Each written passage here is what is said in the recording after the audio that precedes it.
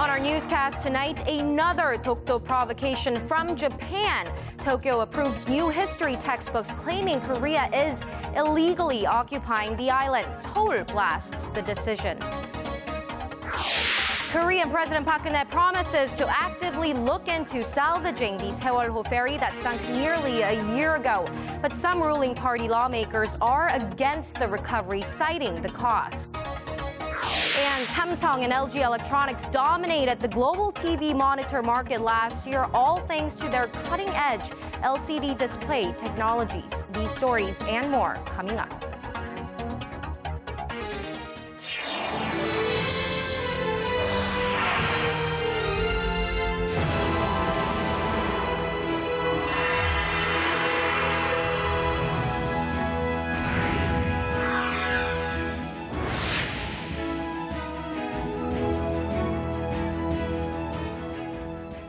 Welcome to Primetime News on this Monday, April 6th. I'm Hwang Ji-hye. And I'm Daniel Choy. Thank you for tuning in. Well, tension between Korea and Japan are bubbling over again. Right, and Tokyo approved new history textbooks containing territorial claims over Korea's Dokdo Island. The approval is only the first in a string of April events that could further strain relations between the two neighbors. Right, Dokdo Island, historically, geographically Korean, yet Japan refuses to accept facts and push for their version of history. Our Hwang Ji-hye starts us off. Korea slammed Japan on Monday over a set of new school textbooks containing stronger claims over Korea's Dokdo Island. Japan once again took a provocative step by approving middle school textbooks that distort unequivocal historical facts. The changes are part of Japan's annual textbook reviews. The number of textbooks stating Dokdo as being illegally occupied by Korea is now 13, more than triple the number 4 years ago. That means the majority of middle school students in Japan will be learning Tokyo's unjustified claims from next spring. 5th and 6th graders are already using textbooks with similar claims. To protest the latest revisions, Seoul's foreign ministry summoned Japanese ambassador to Korea, Koro Betsho, and called for Tokyo's sincerity in time for the 50th anniversary of normalizing diplomatic ties. We urge Japan to make efforts to improve the bilateral ties with sincerity based on spirits of apologies made by its previous administrations at a landmark year. The ministry is also promoting Dokdo online in 11 languages, including Italian, Portuguese, and Hindi. Tokyo's unjustified claims over Dokdo, known as Takeshima in Japanese, have been one of the thorniest issues between the two neighbors. Japan is set to unveil its 2015 diplomatic paper on Tuesday, which will reportedly repeat its claims over Dokdo. And if so, that will only further dampen bilateral relations, which are already at their historic low in recent years. Hwang Ji-hye, Arirang News. And despite all these potential conflict points, there are efforts planned to diffuse the tensions. That's right. A couple of key meetings bringing together senior officials from Korea, Japan, and the U.S. are scheduled to be held in Washington in the coming weeks. And the U.S. hopes to bring its two key Asian allies a little closer together as their ties remain deeply strained over historical and territorial issues. Son Jung-in has more. Diplomatic sources in Washington say South Korea, the United States, and Japan are promoting ways to hold trilateral talks on defense and foreign affairs before the end of the month. On the defense front, the stage is already set for deputy ministers from the three countries to meet in Washington next week. Although it's an annual event, the defense trilateral talks are seen as an important opportunity to tighten up security cooperation between Seoul and Tokyo amid their frayed relations. And while it's yet to be finalized, plans are also underway for a three-way vice foreign minister level meeting. If the talks go ahead, the officials are expected to discuss ways to strengthen regional stability and cope with the nuclear threat posed by North Korea. Bilaterally, South Korea and Japan have already scheduled a so-called 2+2 meeting of senior defense and foreign affairs officials later this month. This will mark the first time these talks have been held since 2009.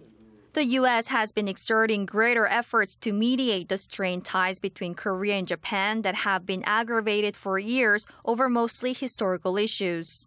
Worries remain, however, as similar attempts went down the drain in late 2013 following Japanese Prime Minister Shinzo Abe's visit to the Yasukuni War Shrine, which honors Japan's war dead, including several Class A war criminals. 손정인, Arirang News. Now, the issue of recovering the sunken Sewol-ho ferry has moved to the forefront after nearly a year since the incident took place, killing more than 300 passengers. President Park Geun-hye, for the first time, has talked about actively pursuing its retrieval. Our Chae-Yusun reports.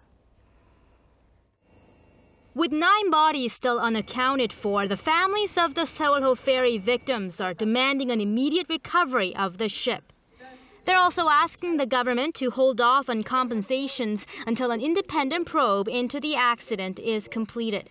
The latest survey by the Korea Research Center showed 77% of Korean people support salvaging the vessel. President Park Geun-hye talked about an ongoing civilian-led review of the recovery process at Monday's secretaries' meeting. 인양이 기술적으로 가능하다고 결론이 나면 실종자 가족과 전문가들의 의견과 여론을 수렴해서 선체 인양을 적극적으로 검토할 것입니다. While this has been Seoul's position on the sunken ferry, watchers say that President Park's reference to an active consideration is a sign that the administration may be leaning more towards pulling the vessel out of the sea. With the one-year anniversary of the April 16th disaster looming, the leaders of both the country's main rival parties are pressing the government to make a decision on the ferry's recovery. The Sewol-ho ferry must be salvaged. Finding the truth behind the Sewol-ho ferry disaster is our country's obligation and the public's stern order. Some within the ruling Saenuri party, however, argue the salvaging process is too costly and could lead to more casualties. It's estimated that the recovery would cost up to $184 million. A report from the technical review is expected to be publicized before April 16th.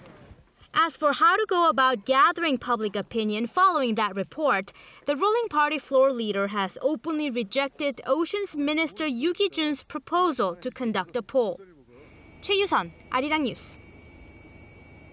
Zooming our focus North Korea reported to have set a sail no-fly zone in the East Sea. Concerns are growing the regime could stage a military provocation. Citing a South Korean government official, local media say ships and aircraft in the north have been notified not to fly or sail in the East Sea. The order was issued last Wednesday. Watchers are reading this as a sign that the regime is trying to protect its own vessels and planes as it plans to test fire a mid-range Nodong-class ballistic missile in the near future. They believe a missile test could take place around the time of U.S. Defense Chief Ashton Carter's visit to South Korea this week or the birthday of its founding father, Kim Il-sung, next week.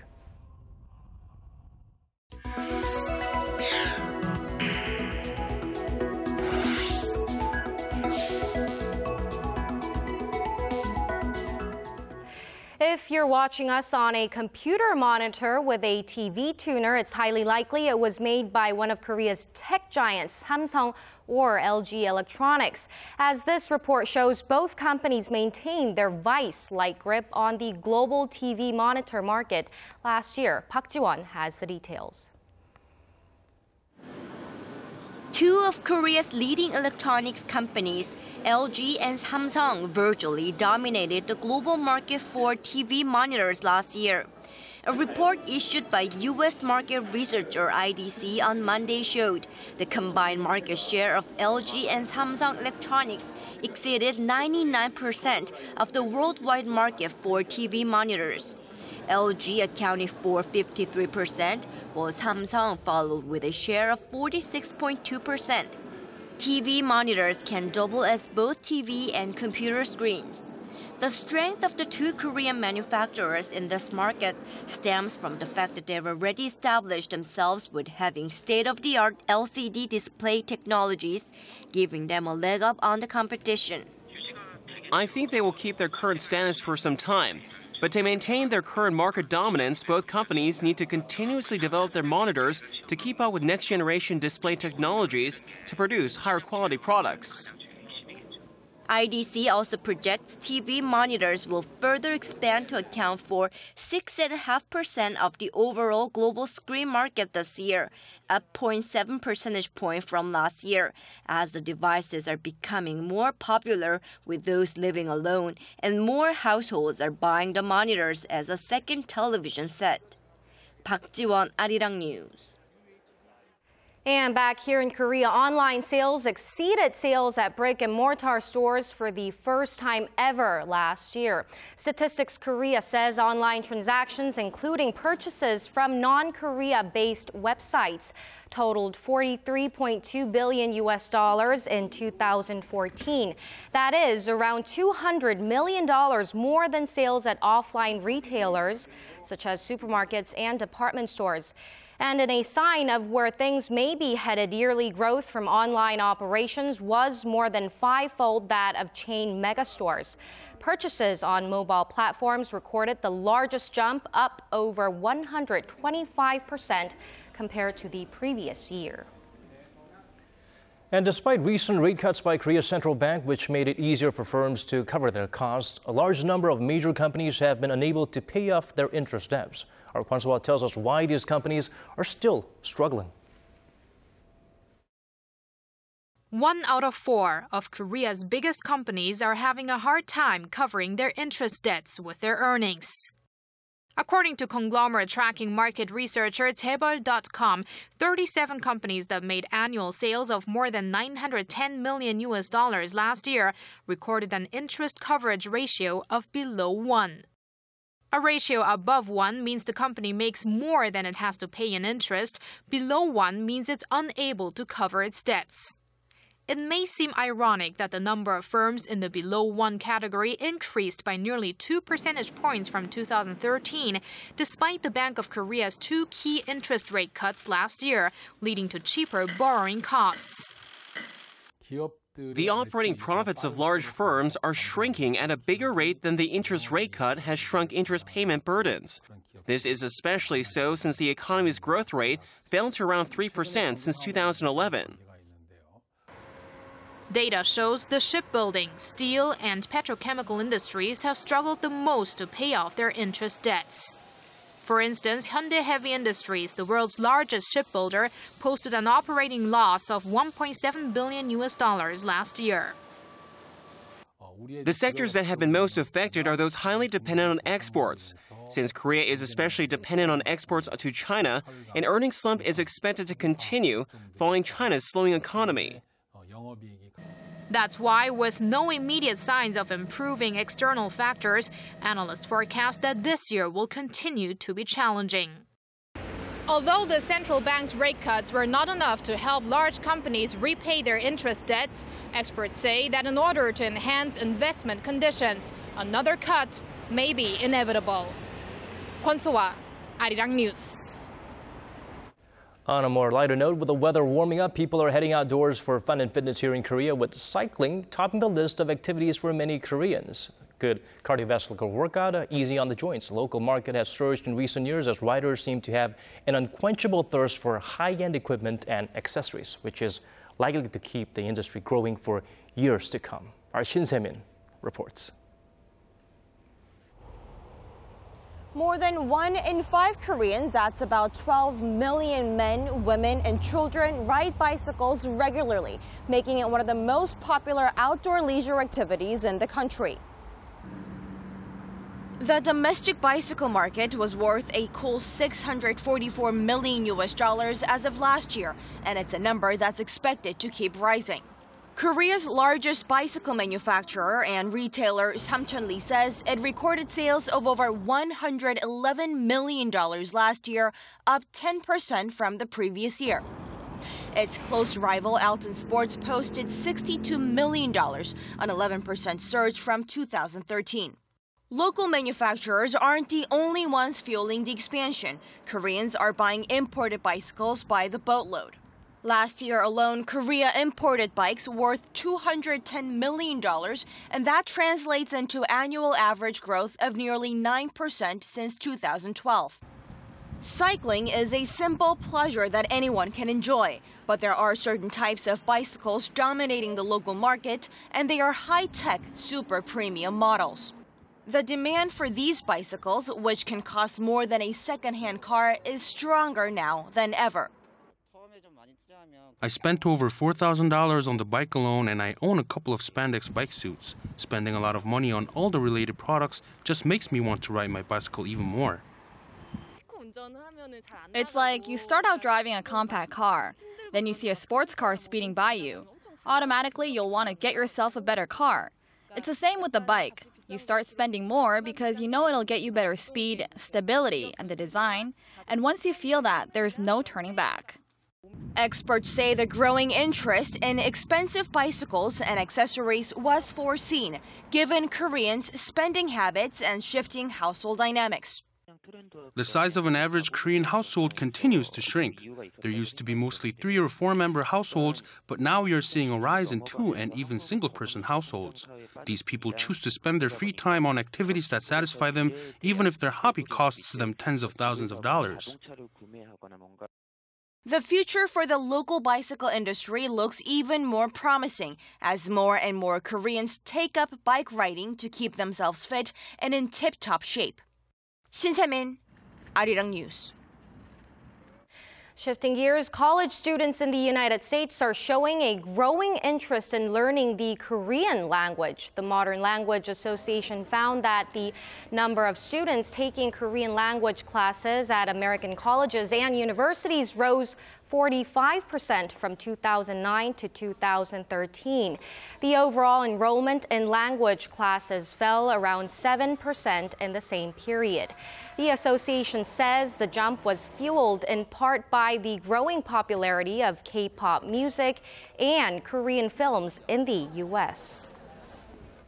With cigarette prices nearly doubling this year, many smokers have turned to electronic cigarettes to quit smoking. Right, it was welcomed with open arms by smokers and non-smokers alike. But what about the effectiveness and the safety? For more, let's turn to our Connie Kim.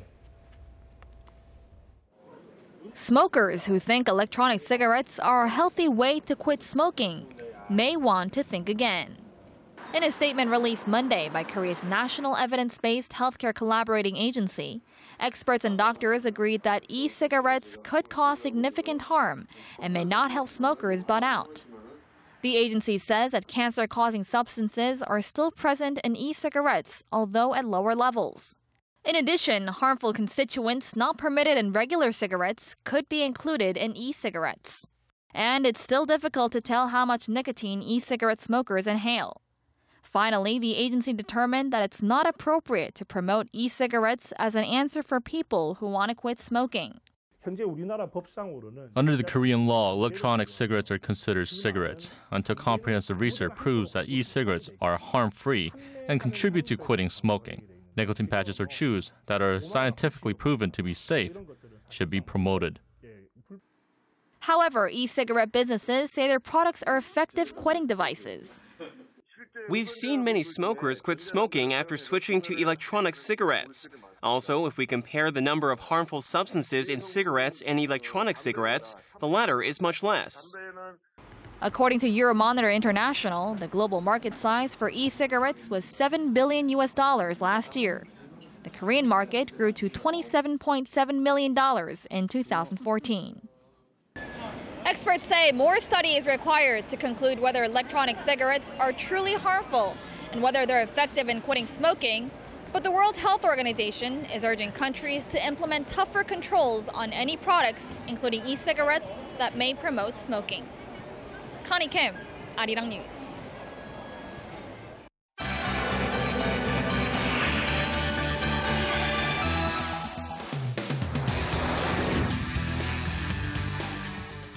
Following last week's breakthrough deal on Iran's nuclear program, the country's top diplomat is speaking out publicly for the first time on the landmark agreement. And with more, we connect to our Hwang Ji-hye at the News Center. Paul, the so-called P5+1 nations were able to reach a framework deal with Tehran. What did the Iranian foreign minister have to say on the matter?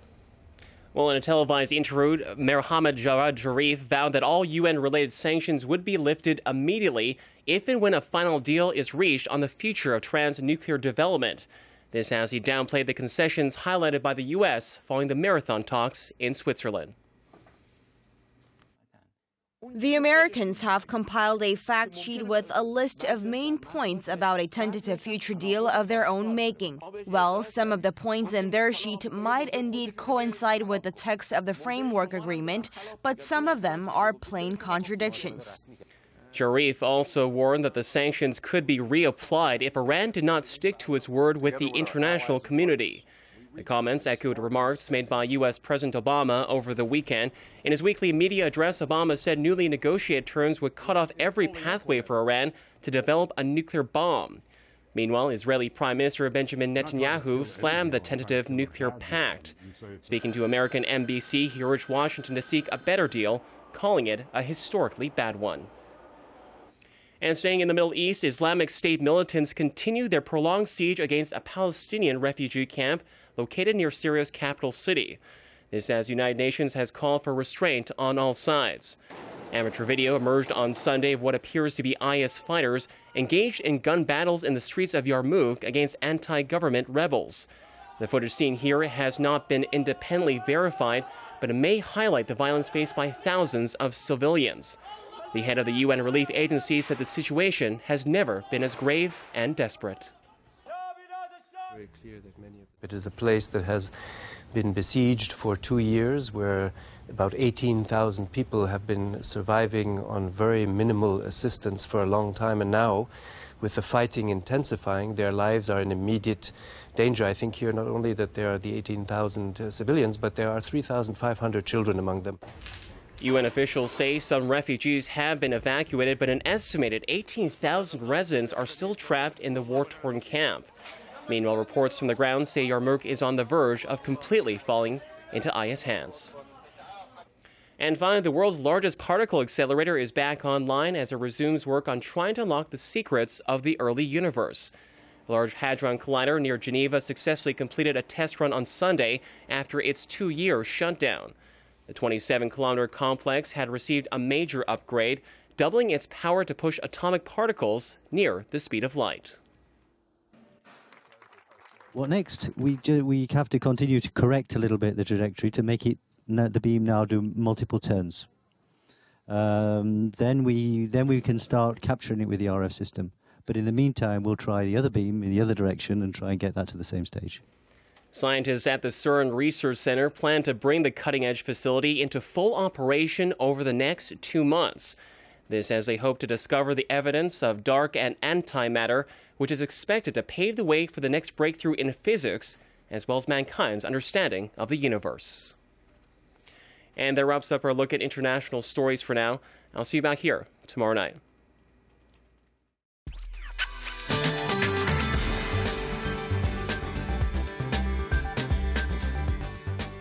Well, it's been a while since we've basked under sunny spring skies. It was dreary over the weekend and dusty and cloudy today. And right now, light sporadic showers are falling in some regions down south, and it should continue overnight. And it will be a chilly day for the entire nation on Tuesday. Here in Seoul, the morning will kick off at a low of 5 and high will only rise to 12 along with strong gusty winds. And looking elsewhere, Busan will also hit 12 tomorrow afternoon, while Daegu and Gwangju will rise to 13 and 15 respectively. And as for the other regions, it looks like Daejeon and Jeju should see a high of 15 and 11, while Dokdo only makes it to 5. Well, this drop in temperatures will last briefly, with highs returning to seasonal averages by Thursday. So till then, dress accordingly and take good care of your health. Well, that's all for Korea, and here's the international weather for viewers around the world.